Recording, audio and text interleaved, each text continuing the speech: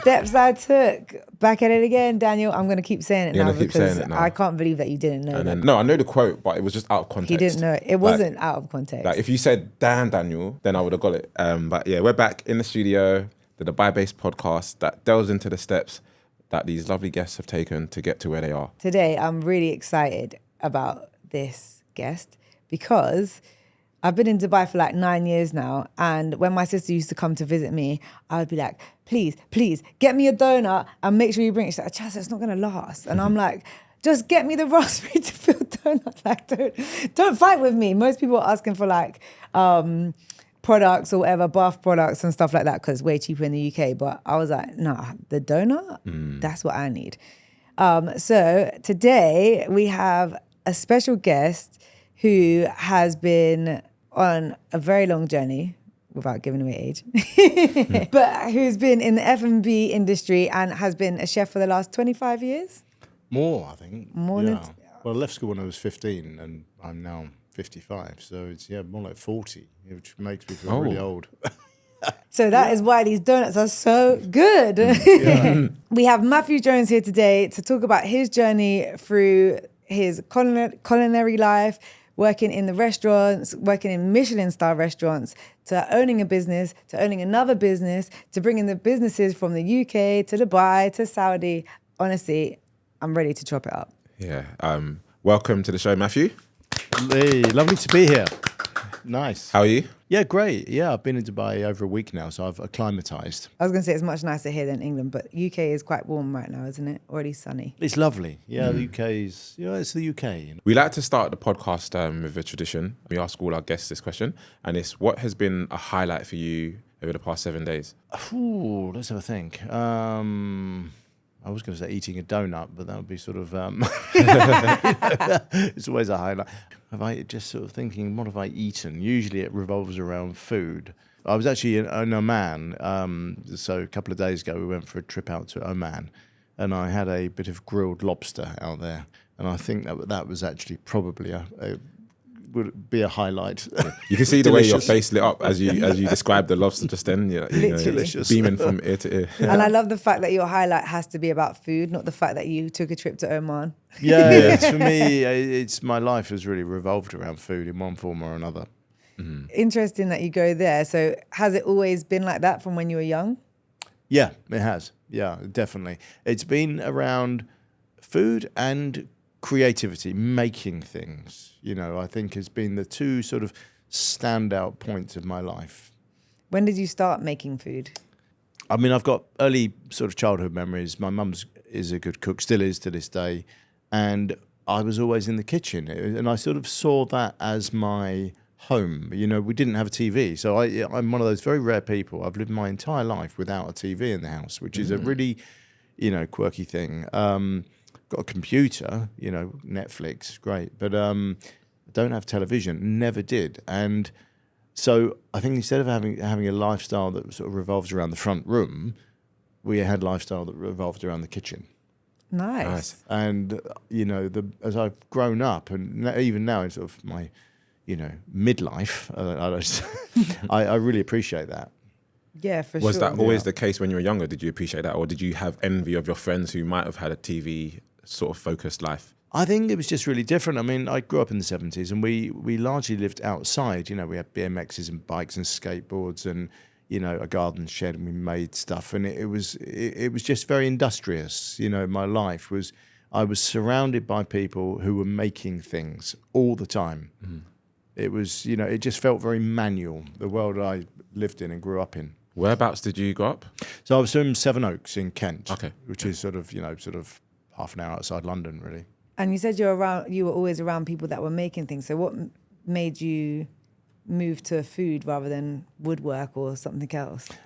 Yeah, well, I had a lot of, friends and family who they did woodwork, DIY, made things at home. And, it was that environment. If you wanted something, you made it, or if you needed something, you first made it before you called a guy, which is what you do now. You call a guy or you go to Amazon. Or especially in Dubai.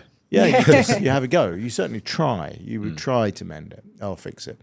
And, I mean, I suppose really what, when I was at that age of school, I didn't get into the good school. So there were 2 schools in Sevenoaks. There was the Wilderness and there was Sevenoaks. And I didn't get into Sevenoaks. So, I failed my 11 plus. And I can always remember, back in the day, you had this envelope that you used to open, and it was either a blue letter or a green letter. And I got I think it was the green letter, I failed my 11 plus. And it was this most crushing feeling. I was like, I think 13 at that time. So I went to Wilderness School, but it ended up being a blessing because we had woodwork, we had metalwork, didn't have home economics, but it was just a great school, and I have really good memories of it. And when I came to sort of that age of leaving school, O-levels weren't my thing. I just, I had no interest. I flunked all my exams. I just wanted to be a chef. I'd kind of made my mind up, and I was right, I'm going to be a chef. And that will be my journey, So, and I started the process of writing letters to the sort of the hotels in London, because that was what you did at the time, the Hyde Park Hotel, the Savoy, the Ritz, and they all came back, no. And then I found out this thing called a YTS, a youth training scheme. And I was like, well, I'll do that then, So that's my path to become a chef. So there was a sort of a discovery day, so to speak, when you go along, you sort of, in probably my school uniform, with my tie on, like my shiny shoes. And there was a placement that came available in a place called Thackeray's House Restaurant, which was in Tunbridge Wells, in the same area. So I would have been 16 by the time I'd left school and gone there. And that was it. I was suddenly immersed in this restaurant. I was a kid, and I was, adults, these big men, grumpy old men, difficult, knives, pans, hot stuff. And that was the world I was just immersed in. And it was such a radical transformation from being a school kid, to being suddenly in this restaurant kitchen with grown-ups shouting at each other, grumpy, difficult. But somehow I just loved it. I absolutely loved it. And it was within a couple of weeks there, it's like, the restaurant was closed Sunday, Monday, which was quite often the case in those sort of high-end restaurants.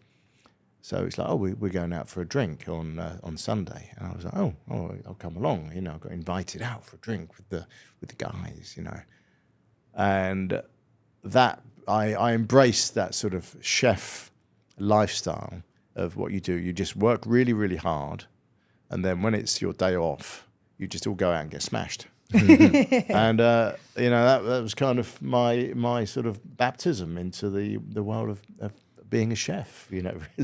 That sounds really fun. Yeah. I mean, it's brilliant as a youngster. Yeah, I can imagine. Was it a high pressure environment? Because I look at TV. My only insight into the kitchen is what I see on like a TV show or something, and I just see chefs shouting at each other all the time. So as a 16-year-old going into that environment, was it daunting for you, or did you just fully embrace the process? I loved speed.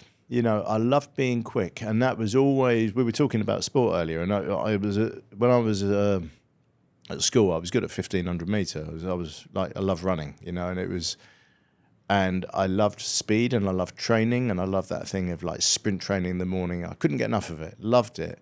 So then I left all that behind. As soon as I started working as a chef, I applied all of my kind of adrenaline or speed or hunger or appetite for growth into that. So I remember I used to pick mange tout. I was given these boxes of mange tout or green beans and stuff, and I wanted to do it quicker. I wanted to see how fast I could do that box, how fast I could prep stuff.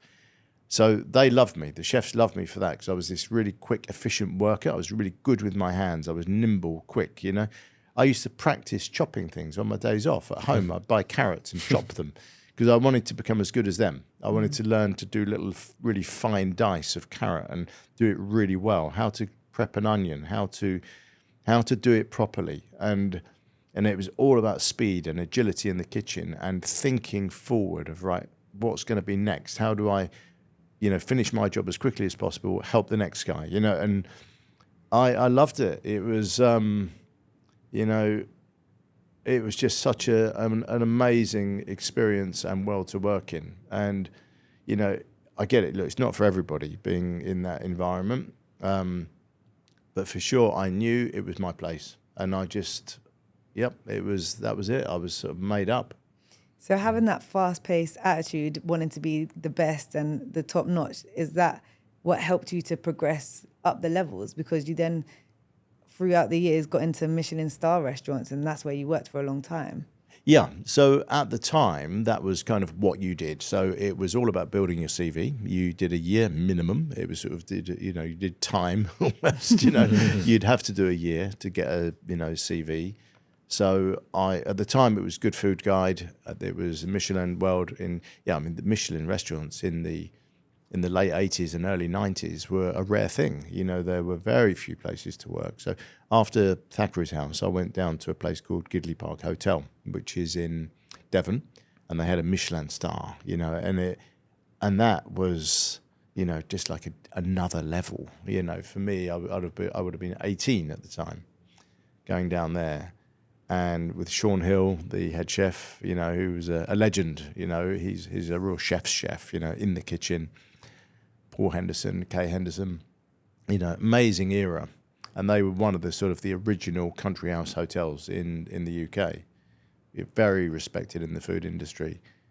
And it was just an amazing environment to work in. How did you get into that environment as an 18-year-old, still a kid? After having only, bad maths, 3 years experience, getting into a Michelin Star restaurant when there's so few? Well, I used to write them letters. I mean, it was back, I remember writing them a letter, and it was back in the day. We didn't have an email or it was, you'd write a letter to the chef and you sort of, dear chef, I have worked in this place. And I haven't kept those letters. It's a shame, but very formal, and it's sort of things I'd ask myself: is it sincerely or is it regards at the end? You know what I mean? Still asking that myself. Yeah. Very formal, dear chef. It's like, and it was a proper thing. And then you'd get a response. You'd open the letter, and there was a magic to that. Was there a bit of back and forth with letters as it is with emails now, or is it more so you send your kind of proposal, your request to join, and hopefully they say yes or they say no? Yeah, I think it was a yes or no. Yeah, yeah. If they had an opening, they'd tell you. If they didn't, they'd tell you. Yeah. Okay, yeah. Did you get loads of no's before you got a yes, or was it? No, straight I yes was straight just away? on a mission. So Gidley Park, I'd sort of decided. I remember it. I think it was 9 out of 10 in the Good Food Guide. Had a Michelin Star. It was on the up. Sean Hill was, kind of the guy at the time, and I just wanted to work there. I just, I was. Yeah. I like you. I want to come work with you. I'm coming. Yep, Let me it's in. happening. Yeah, that's how it worked. Yeah. And how long did you stay there for then? Year and a half. Yeah, just worked away, and again, that was enough. I'd worked around the sections in the kitchen. I was in the general kitchen as well as pastry, because that's how the Michelin Star restaurants were at the time. They were much smaller. The pastry section wasn't a section; it was a fridge. It was just a corner of the room. So again, I just, after that, I went to Bibendum in South Kensington, but it was in London, so now I was going up to London, oh, this is serious, lived in London for the first time, had to rent a flat. I've got a flat share with one of the other chefs in the kitchen, and entered that world, of London life. At the time, I would have been 20. Yeah, I would have been 20 because my 21st birthday was when I was at Bibendum. So how was that experience? Going from living at home beforehand, as I presume, to now you're juggling not only a new job, which is another level up. You're also now having to juggle living in a whole new city, sharing with someone who you also work with as well. So yeah, I think you just wise up to it real quick. It's amazing how quickly you adjust when you have to. And it was that sort of life of there was, your wages just about paid the rent, very little left at the end of the month, living hand to mouth really, as a chef. But I sort of really found that really cool, So like living on the edge. Yeah, it was. I used to walk to work. I remember I lived in Albert Bridge Road, and we used to walk into Bibendum. It was extraordinary. Actually, the crazy thing is, when I got the job at Bibendum, I didn't have anywhere to live, and I had nowhere to live, so I slept in Hyde Park for 2 weeks. Wow. And I didn't tell anybody. Yeah, and I remember it was one day because Simon there, he was such a stickler for you had to shave, you had to have shiny shoes, you had to check your nails, your Even nails. though you're clean. in the kitchen. Yeah. no one Oh no, sees he you. was proper old school, hard guy to work for.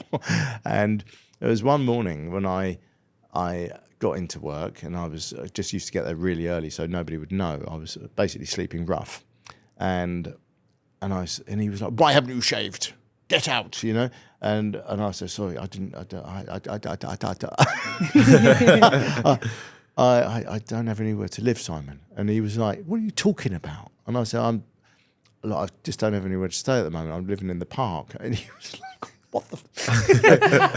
Why didn't you say something? We could, there's people here looking for places to, you could."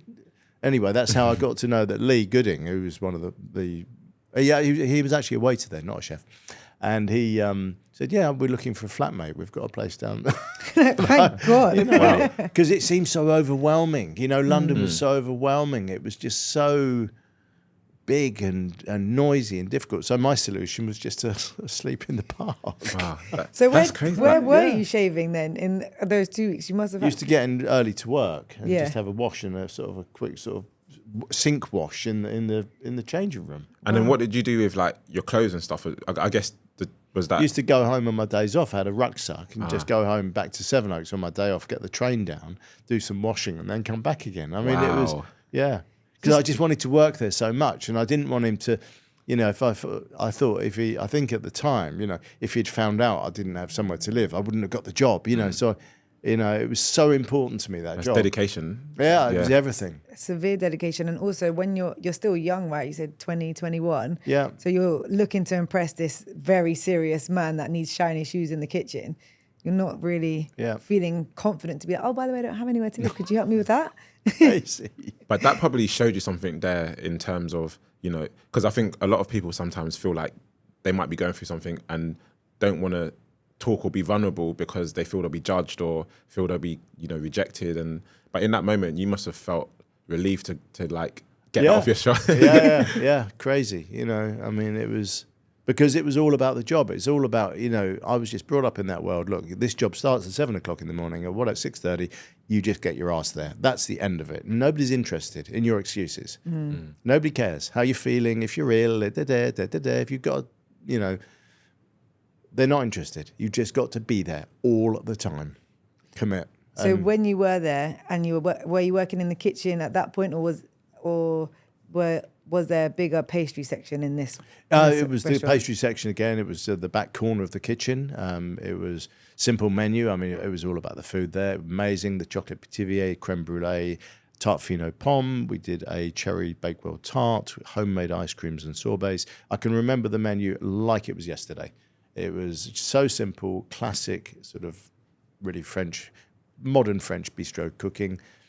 Saucisson lyonnais, the herrings for starters, foie gras, pan-fried foie gras. It was just classic cooking. Snails, escargot, wonderful food. At this point as well, in terms of like, say, you as a 21-year-old man and ambition, how you start sort of thinking about where you wanted to take being a chef?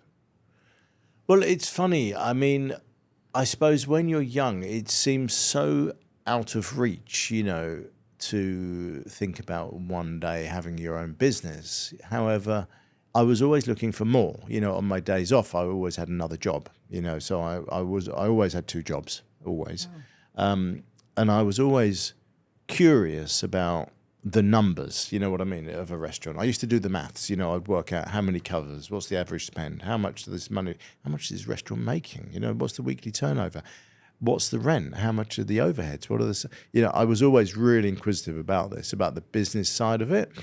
I had no background in finance at all. I mean, I have, I'm sort of good at understanding basic maths, which I think that's basic to any business, isn't it? If you're helpful. You've got to, but it's binary, and I think businesses generally just get overcomplicated. That's where they go wrong. But the simplicity of Bibendum as a restaurant was just beautiful. It was so focused. It was so at the time there was obviously Simon Hopkinson was the chef, Sir Terence Conran was the proprietor, designer, owner, flamboyant entrepreneur. He was a sensational character. He used to come in with his cigar, and he really was an extraordinary man to work for. It's really interesting how you had such polar opposite interests in the same like business, I guess. Having that business understanding or wanting to have that understanding, but then being so interested in wanting to have and having so much ambition within the kitchen as well. They're like polar opposite interests to have, but also needed side by side. Were you then finding yourself comparing the different restaurants you worked in and their business acumen? Yeah, it was very different. I mean, I think when you looked at, say, Gidley Park Hotel where I worked, that was almost like a vanity project. It was a dream, for the Hendersons, they're brilliant people, but they ran it as a sort of a extension of their own lives. It was it was their home, Whereas Bibendum, it was a business. It was a proper grown-up business, and from there, Sir Terence and his core team, they went nuts in London. I mean, they opened 20 restaurants, through the 90s and the noughties, and in many ways they sort of set the bar for that kind of level of high-end bistro dining in London. And when you're working in these two different types of business models, can you feel a difference as a chef inside that? Yeah, I think that they're run in a very different way. You've got for example, someone like Bibendum, already back in those days, they had an HR department, they had a finance department, they had whereas Gidley Park, no, they didn't at the time. It was just a much looser organisation. What did you prefer? I think I prefer Bibendum, actually. I like the structure of it. So then do you take things, I'm skipping a little bit here, but do you take those kinds of business acumens that you've learned into your businesses? Yes. Yeah. Definitely. And like the things that you liked and the things you didn't like and all of that. that. Well, there was it gave us sort of a validation to the product. For example, when I worked at for Simon Bibendum, he used to do one dish. There was this aubergine with pesto, and that was it on the plate. There was just half an aubergine. There was, it was sort of sliced and then grilled, and then with the pesto on top and grilled on a plate, and nothing else. And that was, but somehow it had this weight to it. It had this meaning. It was so, the purity of it and the simplicity of it. Not everybody can pull that off. It had this real sort of edge to what he did. He had this confidence in his food that just cut through, And to do that, you've got to really be profoundly good at what you do. It was just really, it was really intense, really focused. It sounds like one thing that's been sort of, I guess, consistent with you is creativity and an interest in the creativity, whether it's the creative side to the dish and presentation, or whether it's, the creative ways of, running a business and being efficient and, working with the numbers and stuff, to, being creative and cutting the carrots as fine as possible. And do you feel like that's also something that drove you to continue on your journey? Yeah, I mean, I love, it's a funny thing, but I love the repetition. I find, some people find it boring, but I think any job you do, really, it doesn't matter the level, the day-to-day grind of it is actually quite boring. But I've learned to sort of find this place in my mind where I just enjoy that. I really enjoy mundane tasks, be it like peeling loads and loads of carrots or potatoes. I find it just really satisfying. Now it's rolling croissants, because now I've ended up in the bakery world, and I just love rolling croissants. I can do it for 3 hours. Wow. Yeah. That's a long time. It's quite therapeutic, like maybe like a runner. Yeah. That just keeps going. Yep. I just love it. I love the rhythm of it. I love seeing them all on the table, all lined up. It's so satisfying. Yeah. I mean, it's my thing, it's weird. I mean, someone needs to do it. So, so you enjoy it. Yeah. And it's so often now, I get asked by people, what's your bit of advice if you're going to open up a bakery business? I said, well, make sure you enjoy what you do, because you're going to be doing a lot of it. Yeah. If it's going to be successful. Let's go there then. So the bakery business and stuff. How did you sort of transition? How did you even decide that you wanted to open a bakery business? I know you mentioned earlier that your mother was really good in the kitchen. Was that a staple in the household when you were younger, baking, or is this something that you discovered when you went out? It was 70s baking. So back in the 70s, it was wholemeal bread was a weird thing. It was kind of really quite strange to make wholemeal bread. And it was a really sort of confused time, I think, in the UK food scene, where you had pot noodles and mini pizzas and tinned ravioli and all of those kind of horrors of the 70s, tinned pies, I mean, with nutritional value of precisely zero.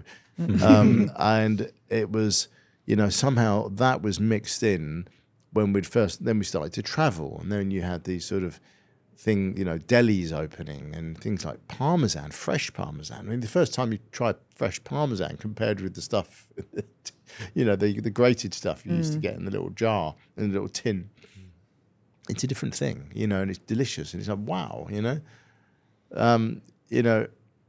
was such a time, and that transformation really of, how, we went from having what was like 3 Michelin Star restaurants in the country to now where you've just got, we've become a global city for food and country. We've become really well known with, all these food heroes that have come out, from Tom Carriage to Gordon Ramsay to Jamie to, so many who have, really done a sterling job at improving things. So what made you want to start with baked goods? Because it seems like you have a passion for all food. Yeah, I love food, but I think it was really, even when I was at Bibendum, we used to buy in croissants on Sundays for the staff, and then I started making them because I just wanted to understand it. I like the challenge of making things, how to make a croissant, how does it work, how does the lamination work, I think I just it was like a puzzle in my head, and I wanted to solve it. I wanted to fix that. I wanted to understand it, and then once you start doing it and you realise when you bake your own stuff and you master it, it's just so much better. Yeah. It's such a great skill to have. I love to cook myself. I mean, I can't say that I'd be anywhere on your level, but I would say that my food is pretty good. I cooked for the first time in months on Monday. Was it good? Yeah, like I'm Jamaican origin, so I made some curry chicken, and I was just like, why am I not doing this more often? Yeah, this is what I was going to say, because then when I go out to eat, if I can make it better, why am I spending money on this when I know that my food tastes better than what I'm cooking or what I'm paying for? Yeah. So I can understand why you would proceed with that passion, especially when you're already in that world. Definitely. But what was the moment that shifted for you from, you wanting to learn how to make a croissant because you was curious to actually, I want to take this and make a business out of it? Yeah. So I suppose, from Bibendum, I went on a career path then for 7 years. I spent working for Sir Terence in his various restaurants as he opened them around London. So that was Le Pont de la Tour. That was in, 92. 1992. So for the younger listeners. I don't think Jasmine was born then. I wasn't. I was born in 93. Yeah. So then he opened Quaglino's, which was just this unbelievable place in St James's. And then I went to Mezzo, where John Torode was the head chef, and I got on really well with John. He was a great guy to work for, pioneer. He was tough in the kitchen. He was a big personality, and really did run a good ship. So the big thing really at Mezzo, when I worked there, they had a separate bakery that they'd set up. So this is the first time you've experienced having a separate bakery. And I ran kitchen. that. So I went there. It was a bakery and pastry combined. So that was on Wardour Street. Okay. And what is really interesting, actually, what happened then, because I was working on, the Mezzo bakery was on Wardour Street in Soho. And there was a market stall next door on Berwick Street. And I started supplying some of the local restaurants and this market stall with just bits and pieces, and I thought, hang on a minute, this sort of wholesale side of this business is kind of really cool, isn't it? You just go and drop them off.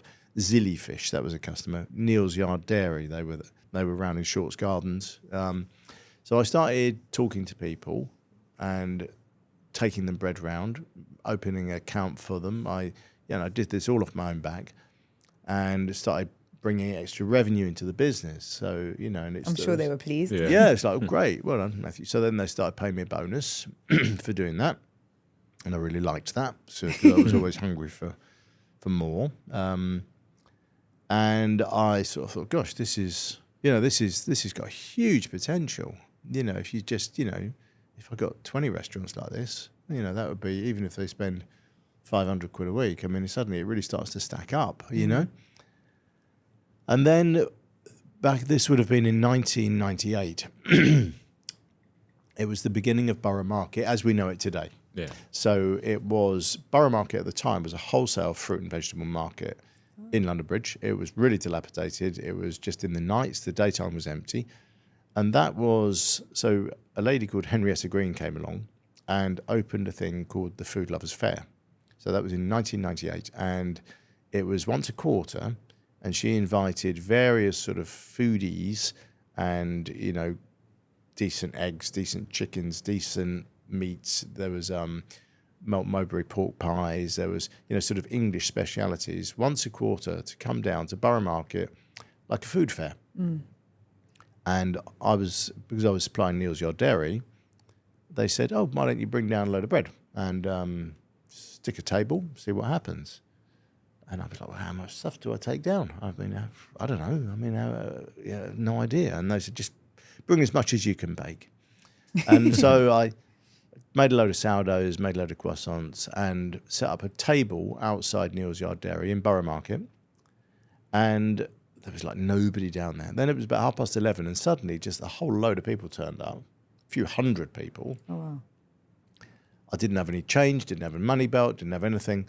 I was just stuffing money into every pocket in my head. And just like £4 for this, £3 for that, And it was Were you making up prices, or you had a kind I of... think so. I had probably a little bit of, I had a little bit of paper and a postcard or whatever. I just made it up. And I took about £400. Wow. And back, that's a lot of money back then as well. Yeah. So I went back to Mezzo with this 400 quid. Said, guys, look, this is what I made today. But then I sort of thought, hang on a minute, why am I doing this for them? Yeah. I need to find a space. This is a no-brainer. I could make a business out of this. Because then you're like, I'm doing all the work. Why am I giving you the money? Yeah. Sorry, as well, when you went into this new restaurant, which had the bakery section, was that because you chose to, or because it was the owner and he was like, oh, we've opened this, can you go and head it? Well, it was the only bakery in London really at the time. And I was it wanted to run it. I wanted to run did? it. Yeah, I just thought, I want to own that. I want to, And that's how I looked at it. When I worked in places, I owned it. Yeah. I took full responsibility for it. Took total responsibility for the whole thing, for the cleaning, for the maintenance, everything. It was my place.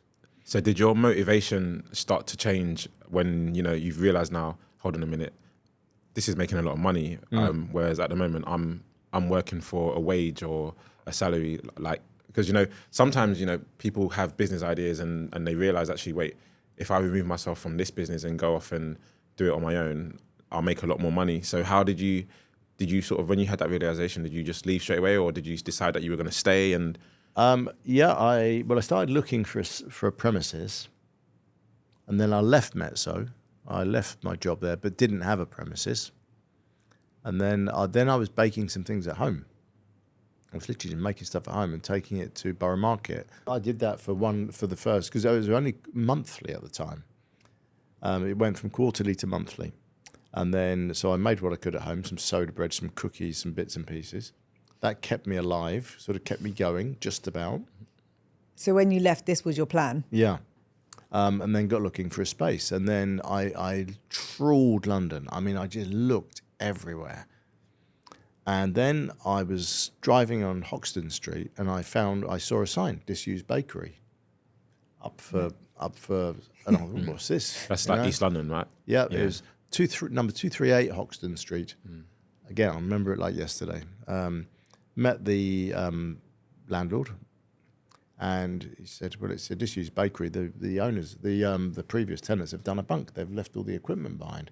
I mean, it was knackered. It was old knackered stuff, But usable? Or? And and I was like, well, right, okay, well, how do we do this? How do we make it work? And he said, well, the rent's $5,000 a year, the rent. It's unbelievable. It's like, wow, okay. Yeah. So I took it. And What do you I got reckon going the rent in a space like that is today? 4 times, Yeah. 20, at least, or 30, Wow. maybe more. Yeah. That's crazy. So basically, I'd found a disused bakery where all I needed to do was a bit of maintenance work, get some flour, and make some stuff. And then I bought a little van, a Renault Traffic, remember it? And I had Borough Market once a month. And then it was at that time when the London farmers markets were opening, so I focused on those. They were once a week on Sundays, then there were Saturdays. Then I picked up a bit of wholesale.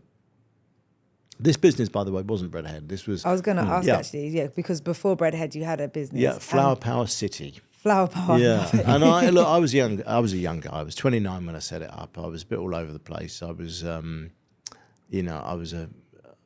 was chaotic actually. I was a really different person.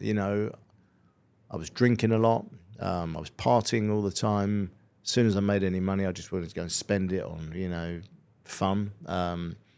And I was a pretty wild guy, really. I mean, I was... with Flower Power and your wildness, you weren't doing this alone, is that right? You had a business partner for this? No, I'd set it up on my own. And then I was about 10 years into the business. We'd grown considerably. We had about 60 staff. We'd moved to a bigger premises. And I got approached by an investor. And got all very excited about that, But in reality, I was really young and probably quite naive to how the investors are investors, and I was just sort of this young, creative, sort of crazy chap, really. And so Luke Johnson said, "Like your business, I want to invest in it, da da da." And and I was like, wow, great. And so he duly did invest, and then things sort of really started to fall apart.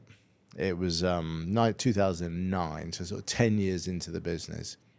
It was a sort of pretty dark time in my life, as many people do, for many reasons. But it was sort of one of those years when everything went wrong. It was from divorces to drinking too much to many things, and it was just a mess. And and Luke was having none of it. He was just... So he wasn't getting his return of investment? No, quite the opposite. How did Luke even, become aware of you? Probably me turning up drunk to meetings, things like that. Not great. Not great when you're dealing with this, very straight-laced man, really, who has very little time for that.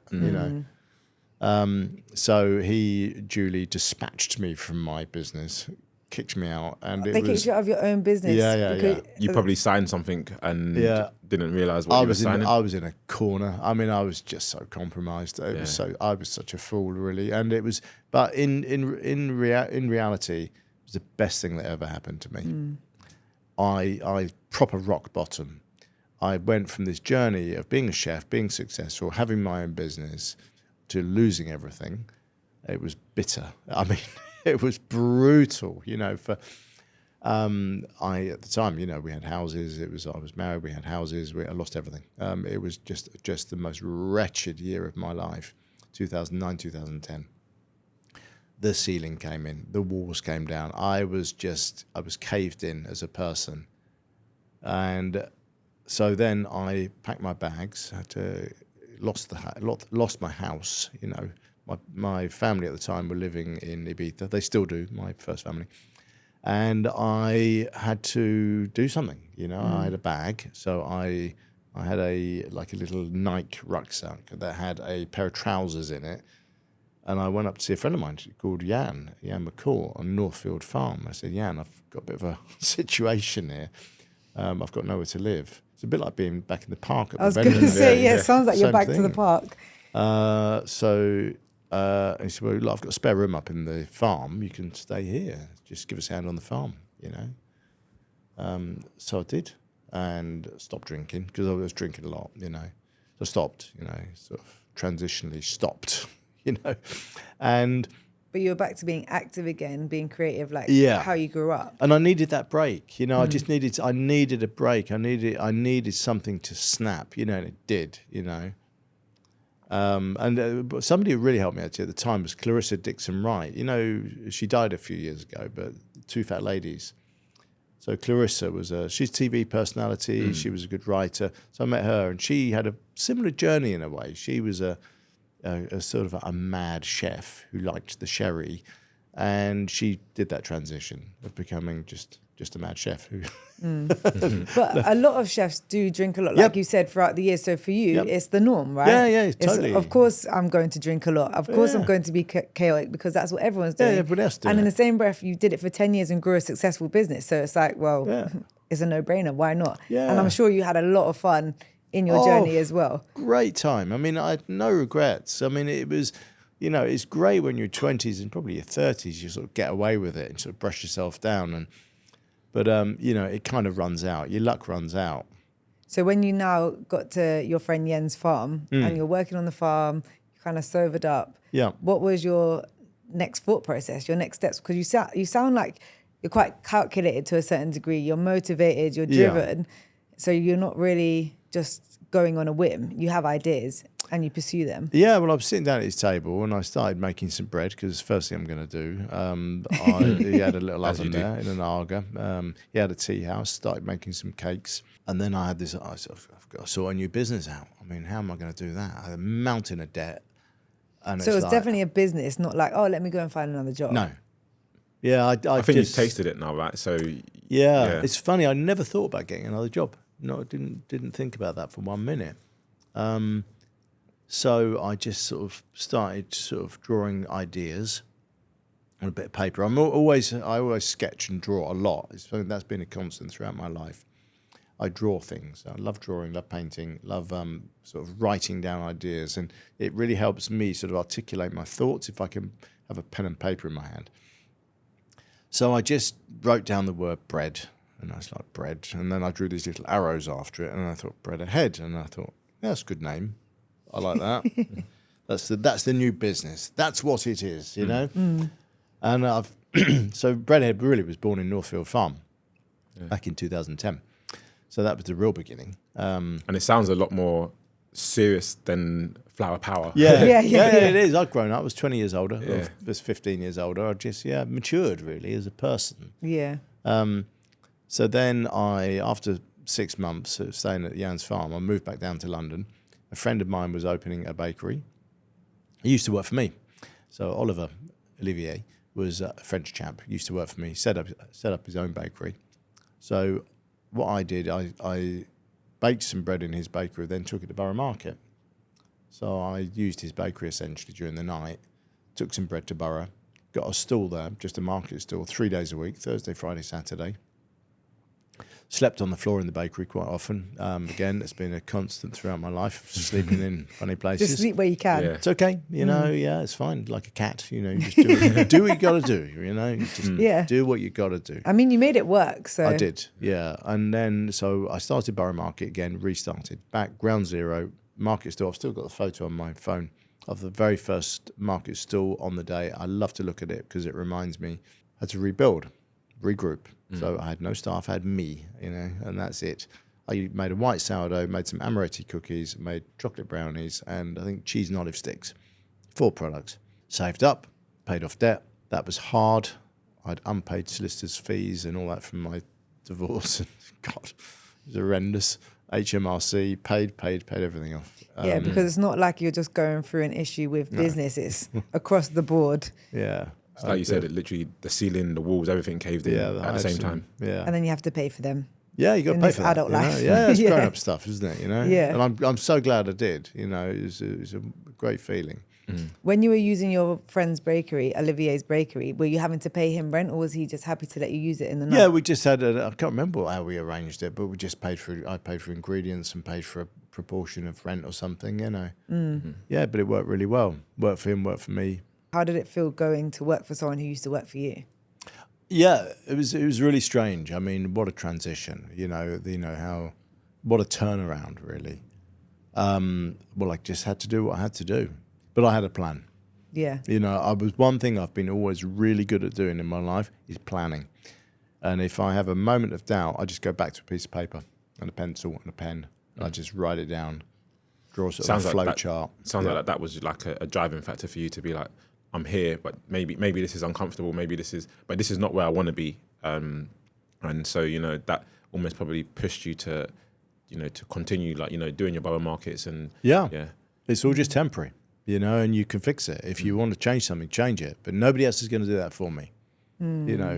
I've got to do it. And I was, very, very focused on that. What's the next step? If you don't like where you are, just what have I got to do to change this? And then actually do it. Yeah, I'm very, very driven. And then a space came available at Borough Market. So I put a proposal together, like a business plan for Borough, of how I was going to bring this sort of new business, which was a combination of retail bakery, selling bread, and a school, so teaching. And they liked it. And I think one of my superpowers really has been talking to a group of people. I can do that. I'm very good at articulating my plans and my ideas, and I can substantiate it. I've got 20, 30 years as a chef in the Michelin world. I've worked for the best people. I learnt the ropes. I'm not making it up. If I make a creme brulee, it's going to be the best creme brulee you will ever eat. I guarantee you, it will. Yeah, that's fantastic. But what made you? So why? What year are we in now when you're making this proposal? Because 2011, 2012. So what made you think a school? Because were there many baking schools around at the time, or was that quite innovative? There were none, especially in what I wanted to do. I wanted to run short courses, little modules around baking, because what was happening, I was on the market stall and I kept getting asked, what's rye bread? What's this? What's gluten? But, there seemed to be this real disconnect of people's understanding of real basic, principles of bread making. Basic to you, the chef. But there was definitely an audience for people wanting to understand more about baking. And I think at the time, Great British Bake Off, all of those things were happening. So the stars were kind of aligned. We duly did open our baking school. And it was quite extraordinary what happened. So we had I ran the courses in the beginning there was Emmanuel, who was a teacher. He now works at the School of Artisan Food. And we had another teacher called Sim Cass, who's English, but he's lived in America for a long time. He set up Balthazar Bakery. He's a known guy in the baking world. And we ran our first workshop, or one of the very first workshops we ever did, which was basically some upturned crates in the bakery, a piece of wood as a table. It was very basic. And we just did an Italian baking course, we called it. So we did a ciabatta, focaccia, and amaretti biscuits. It's still one of our best-selling courses today. But what we didn't know, that one of the guys on the course was from the Financial Times. And the next weekend, we got this massive review. It was like this 2-page spread. Wow. And it just rocked. I mean, was he coming just for interest or was he coming for work? Both, really. Just curiosity, and obviously being in Borough Market was a massive driver. So we suddenly just got this massive exposure. We sold out of baking courses 3 months in advance. It was all online. We had the booking system set up. So did you just stumble across the article, or did he reach out to you and say, "Hey, I attended"? Yeah, I think they sent it in to us. Yeah, and it was like boom, So then we just got loads of attention. So the baking school definitely worked. So the baking school grew because you saw there was obviously a need for people to have more knowledge around baking in general. Yeah. And then was that more of a passion or solving a problem, or? A bit of a combination. I think the nature of business had changed. And I think what I'd become aware of, a lot of businesses are quite flat, really. There's the customer journey, the customer experience isn't very deep. And this was a way for me to bring customers into the business, but really bring them in, right into the bakery, not just buy a loaf of bread and go away, to come into what we do. And it's really paid off. I mean, it is probably the best marketing we've ever done, is to just get people in the bakery, because suddenly they're all in there. They love it. They're all talking about it. They share it on Instagram. They share it on, this was back in 2010. Instagram that's when it began.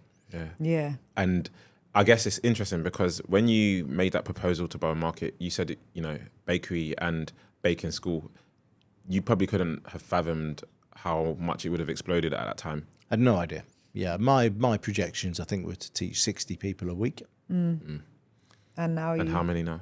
500, 600 A week. Wow. Yeah, Wow. yeah.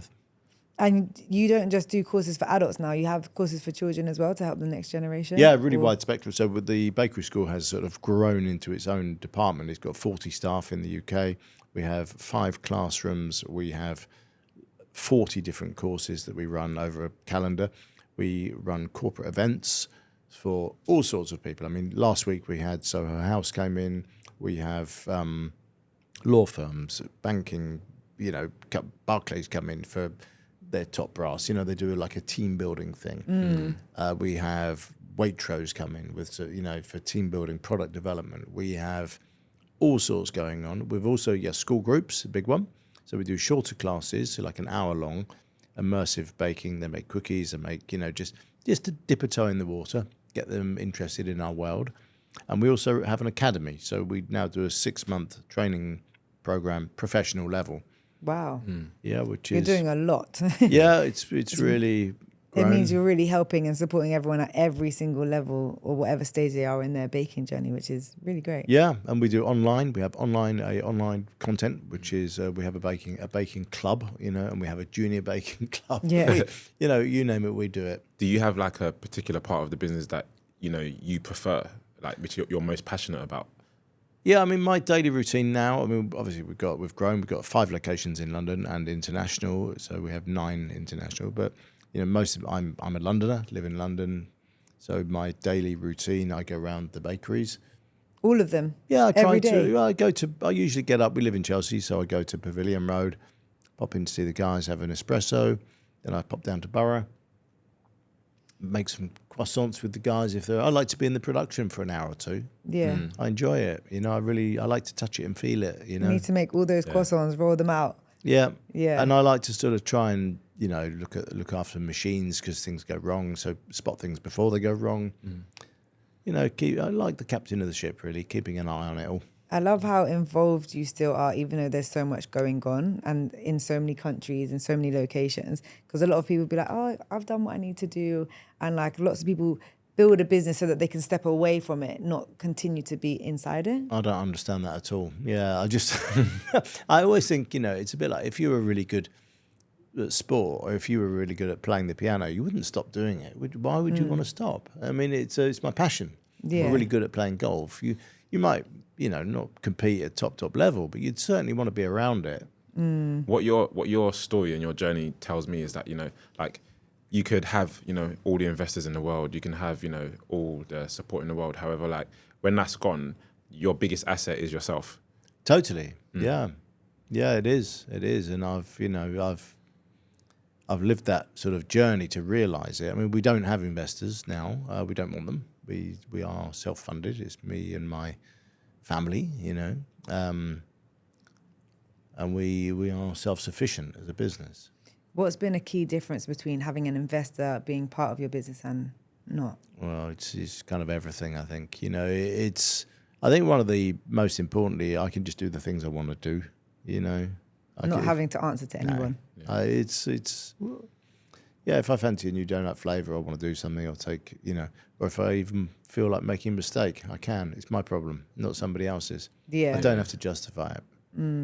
I like that. Yeah. I don't like justifying.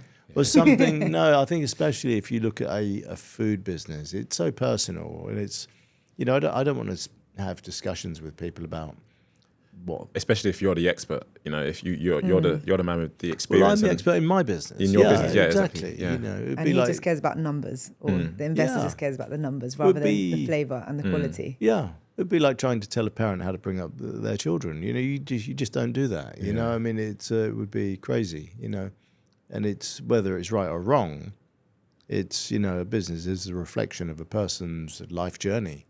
Yeah, that's a very good I'm point. curious, just with your old business, Flower Power, what happened to that in the end?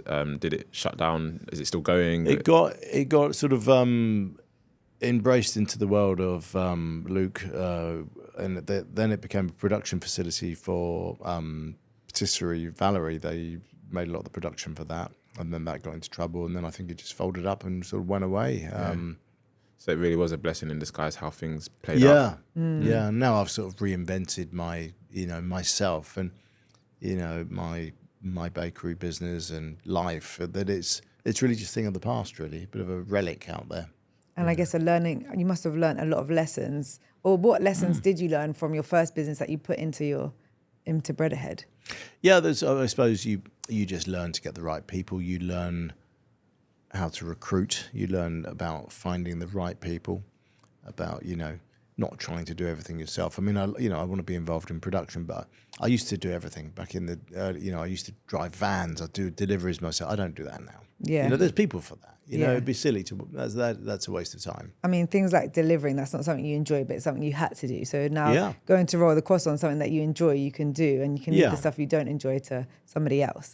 Well, and I suppose this time with Bread Ahead, we've built a brand. It's a real brand. We're recognised internationally. We have, and obviously one bit we haven't even touched on yet was the international expansion. I mean, that's huge. That's been life-changing. I mean, we had a great business in London. We do have a very good core business, even through the pandemic. Crazy thing, when a lot of businesses shut down, we had our best year. Yeah, because people are stuck at home, and I would want those donuts. Yeah, there's something that food is something that cheers every household up, isn't it? So especially sweet treats. And I think everyone was baking in lockdown, weren't they? We banana bread or. Well, we pivoted really quickly. We took our baking online, so we shut the school down. Obviously, we couldn't teach anymore, so we took I did online baking. On Instagram Live, I did that every day for 9 months. Wow!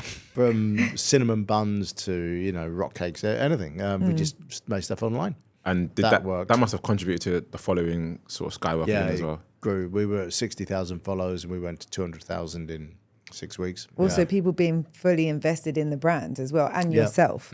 Even now, I get people. If I'm down at Borough, I'll get a random lady from Mexico who was like, "Thank you so much for what you did during the lockdown. It was such a big thing." That's really special. Yeah, because that's not even now. It's not about the money; it's about the passion. Yeah, and bringing people joy and happiness in their home. Yeah. So, talking about the expansion side of things, obviously you have quite a few locations in London. But what made you come all the way out to the Middle East before expanding across the UK or Europe?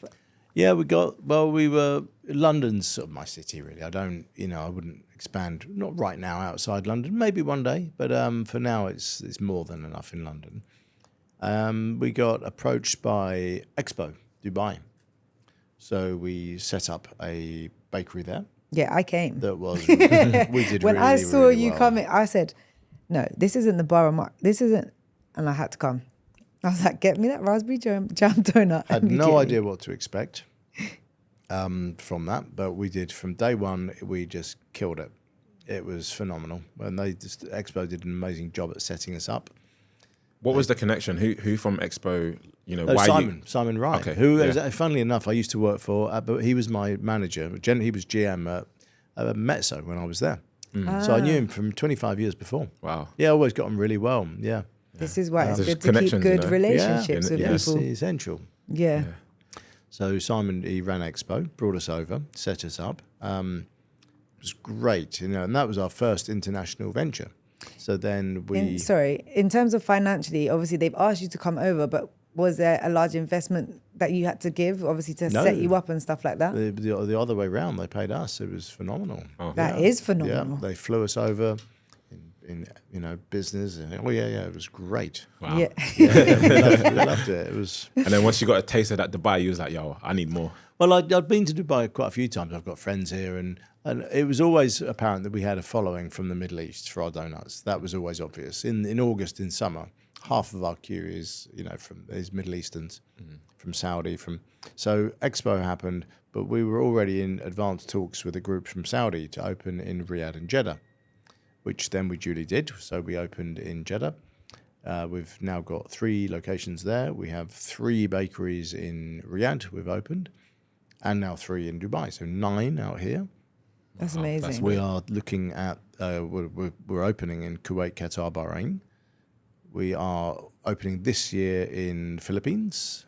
Wow. With another partner. We're opening in Manila What made you choose the Philippines now? Well, we're looking, I mean, Asia is really probably the biggest market in the world. I mean, it is. So I've got a franchise development director on board now who I employed to actively target Asia. So we are, Philippines is in the bag. It's done. We will Congratulations. open there. We've been there twice now, scoped the market, great operator.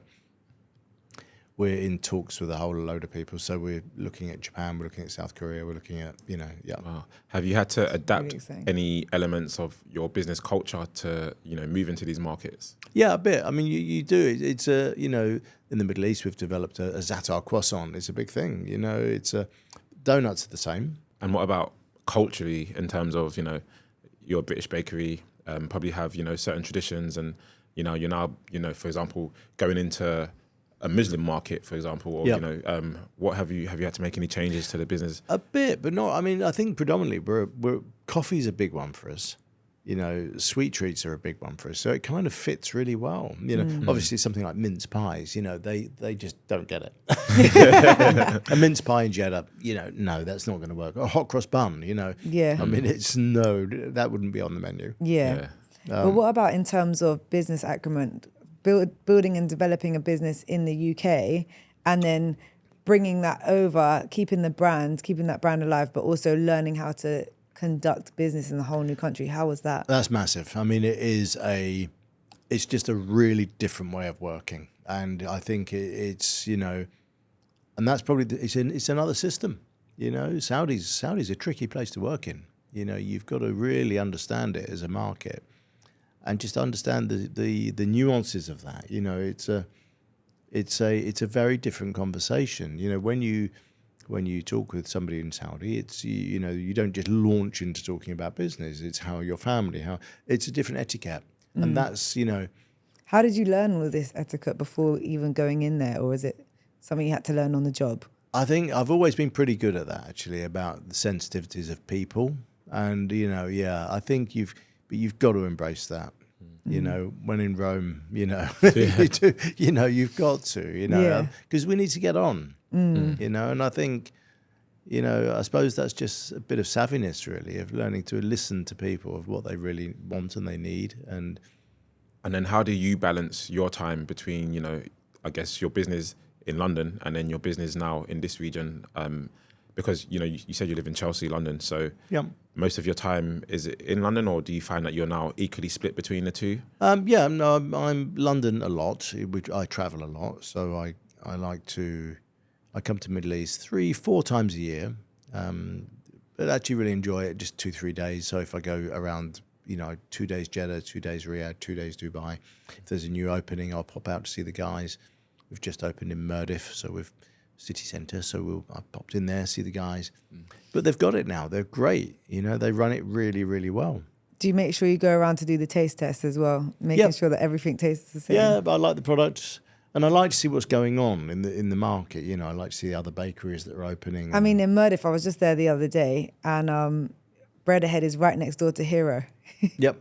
So how do you find that kind of thing? Like you open a new store and you're right next door to another donut store. Obviously, you don't just sell donuts, but it's like, it's a bit of a conflict of interest. But how do you find it? I think we're different enough, that we're quite sort of unique as a brand.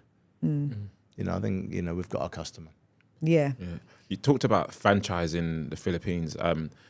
Is the franchise element new, or are your premises out here all franchises? Or franchise. Everything's even all in London. International. Okay. No, London we own everything. Okay, yeah. But international will be franchising. We're looking at New York at the moment, which we'll do ourselves. Yeah, and I guess is that a challenge to maintain quality across franchises, because obviously essentially it's someone else that's running the business. Well, no, it's not, because I think people. I often get asked that, but it's not, because you find that franchising is such a big thing. So there's a lot of industry professionals who work in franchising, and they understand it. They understand the nature of what that means. It's the idea is you replicate a business. But most businesses are franchised. Yeah. Most food businesses are franchised, and when you look at the day-to-day reality of most bakers or chefs, if they're making risotto or if they're going to do the same thing. It's about good training. One thing that has stood out in Dubai is the staff are amazing. The team you get, if you show them how to do something, they do exactly what you show them. Yeah, there's no going off. Like if it's listed there, that's exactly what we're doing to the T, no matter what job you're in Dubai. And that's really refreshing, because it's London's pretty challenging. I would say London's probably harder than here. Interesting.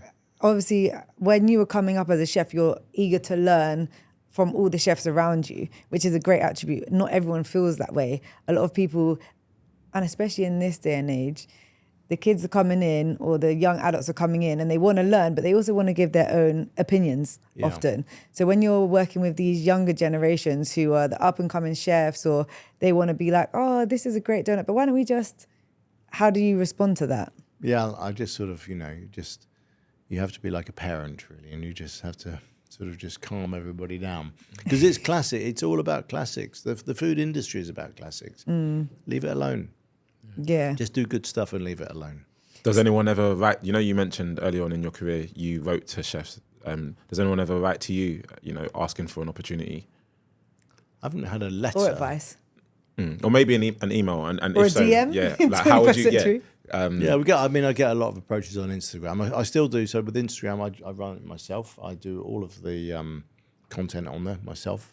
Don't have a marketing team. There's no point. I just do Instagram. I make videos and post them. That's what I do. I don't edit anything. I like the rawness of it. Even if I make mistakes or it sounds a bit clumsy, I quite like that. Quite the sort of the honest nature of it. Yeah.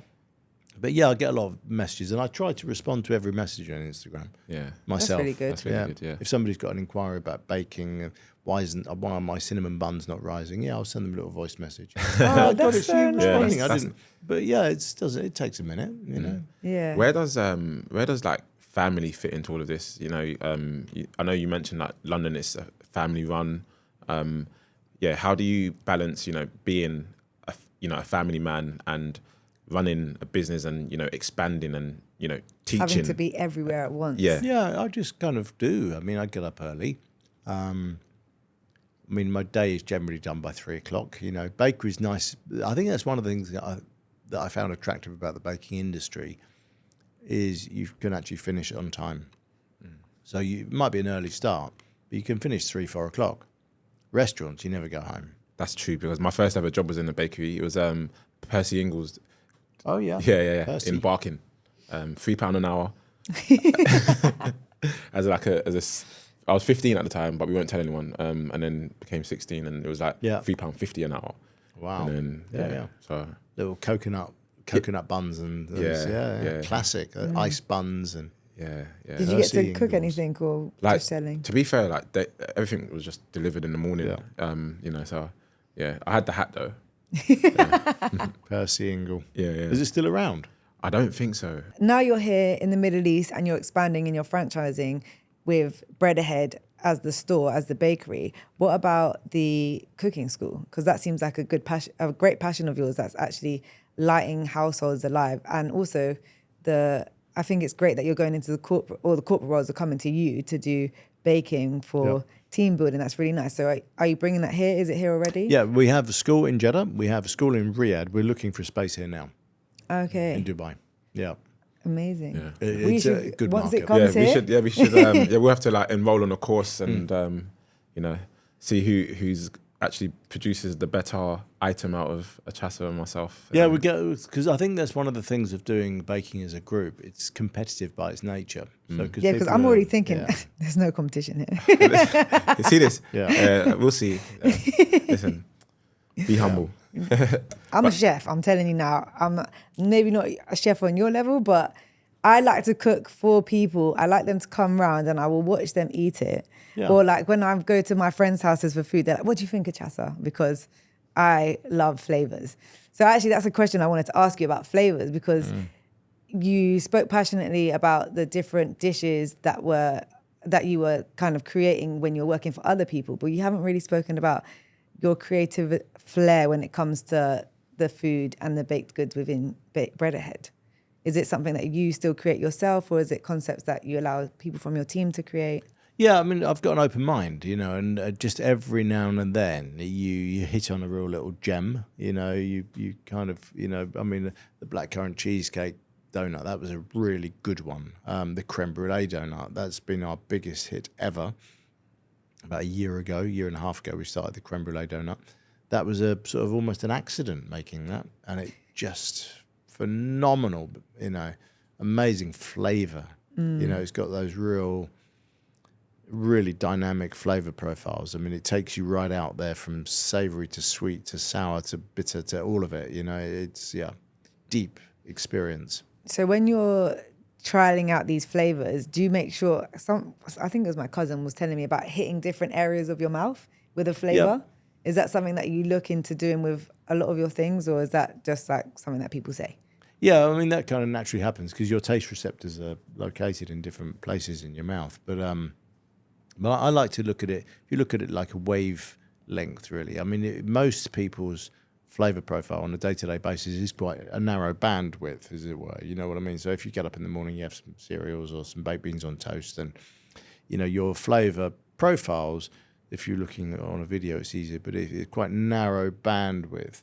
And what you're really looking for, what I'm looking for in food, is something that takes you out to the extremes, but doesn't leave you there. So you want, if you've got a bit of bitterness or sweetness, you need something to counteract that, so you can get those little spikes and we take you outside your comfort zone a little bit and then put you back again. That's what real good flavor, that's what good eating's about. And what's the process of that? Like, in your mind, are you like, okay, so I don't know, a donut, a jam donut, you know what you expect of a jam donut, and are you like, what extra ingredient can I add to kind of spike? Is that a bit of lemon juice, bit of lime juice, but it's simple things. It's but it's more about the effect it has when you can play with people's, really their mind with food. That's the art.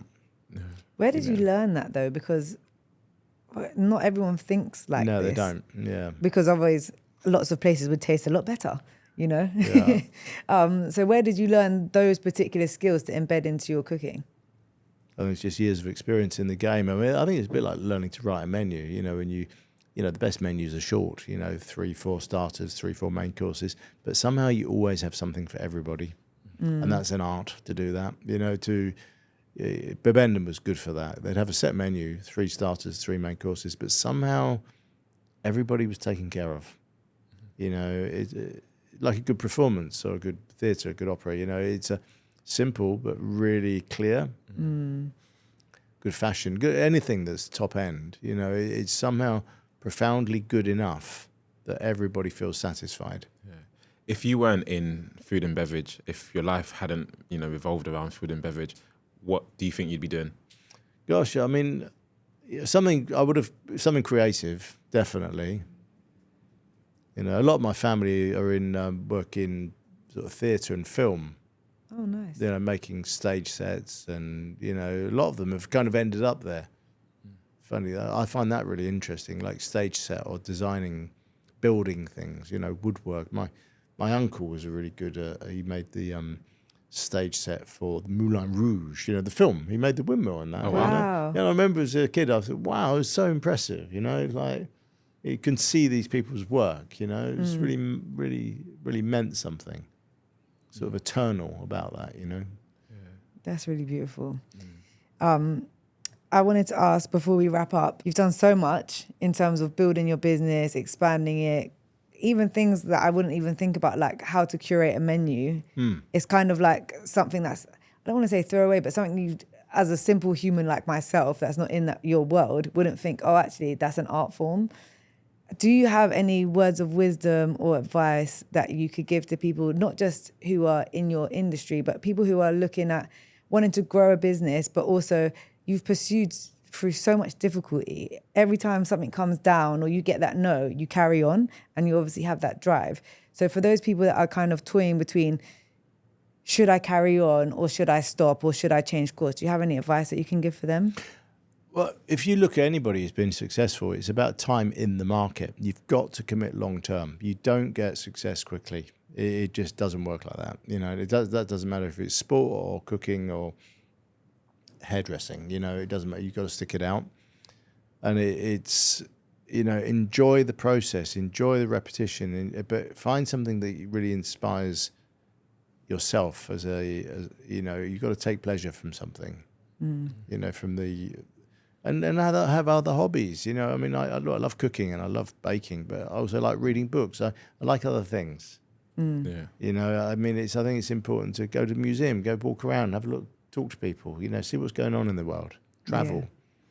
Because it's otherwise you can live in a bit of an echo chamber. You know, it can all become a little bit too monotonous, and it's important to be able to break it up. And we can now. I mean, we live in, you know, there's so much good information online if you know where to look. So don't get dragged into the Instagram scrolling. We all do it. I do it, but I try to stay away from it. That's my thing. I'm actually stopping this month, Instagram scrolling. But that's a good point. It's like stay focused and remember you have to be there for a long time to be able to build success, but also make sure that you come out of it so that you can draw stuff from the outside and maybe bring it in as well. Because right now we live in a world where everyone wants instant gratification. People see online, oh, they just got it like this and this is happening for them. But actually they don't necessarily see all the groundwork that's taken place. It's not necessarily instant fame, although that does happen sometimes. It's like that 10,000 hours, you know, to master something. So yeah, I've definitely done 10,000 hours of croissant rolling. Definitely. I know I have, you know. And it's not, you know, I mean, it's easy to say when you're back on top of your game, you know, but even when you have your darkest day, and I've been there, you know, I've been in rough places, you know, in my life, and there is a future, there is a way out, there is. You know, and I've been there, you know, and it's just get, you know, if you're thinking about going to the gym tomorrow, and just don't do it today, just do it right now, you know. I've done that. I've been in and out of training, and now I'm really in, you know, and it is so much better. So just don't waste one day of your life because it's such a gift. It's so precious to have, you know, the ability. I think, you know, another good one I've learned in probably the last 10 years is like a gratitude list of the things you do have. It's so easy to look at what you don't have. It's the things you do have. Yeah. Because we've all got so much. Yeah.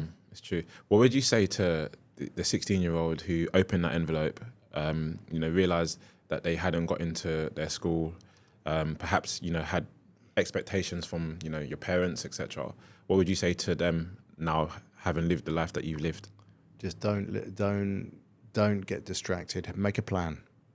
Make your plan and follow it through. And look, that plan might change on the way, but it's, you know, you've always got to have a plan in the back of your head. And I think, you know, one of the things I've been really fortunate in my life, you know, when I left school at 15, 16 years old, that bridge really becoming a adult from being a child, really, that my cooking career and my passion for cooking and food has been a pillar in my life. It's supported me through everything.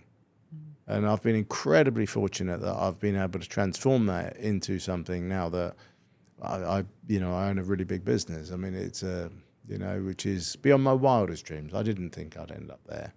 You know, we will have hundreds of locations internationally, and it's which is, I didn't expect that, you know, but it's surprising what you can do. You know, this kid who's 15 years old, leaving school with a, you know, bunch of ideas in his head and a BMX and a, you know, sort of no real skills, but ambition and drive will take you to the moon. It's the action. Yeah. Do it. Yeah. Just do it today.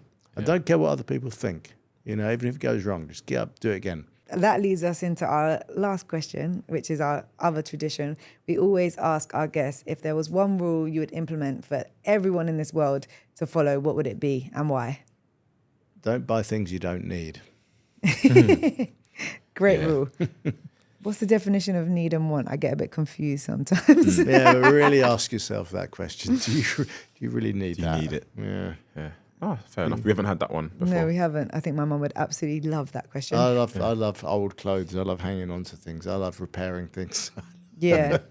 But there's beauty in that. There is. Actually, someone just launched a really successful business in London where she is, I think it's like not Kareem, but people send their clothes to get repaired rather than buying new clothes. And she's launched an amazing business. I think I saw that doing actually, yeah. Thank you Matthew, so it's been much. so great having you on here. Thank you so much for coming to see us. And Pleasure. Yeah. speaking with and us. speaking so openly as well about your whole journey. Like, it's genuinely very inspiring. Yeah, it's a So great thank journey. you, yeah. So Thank you. Thank you so much.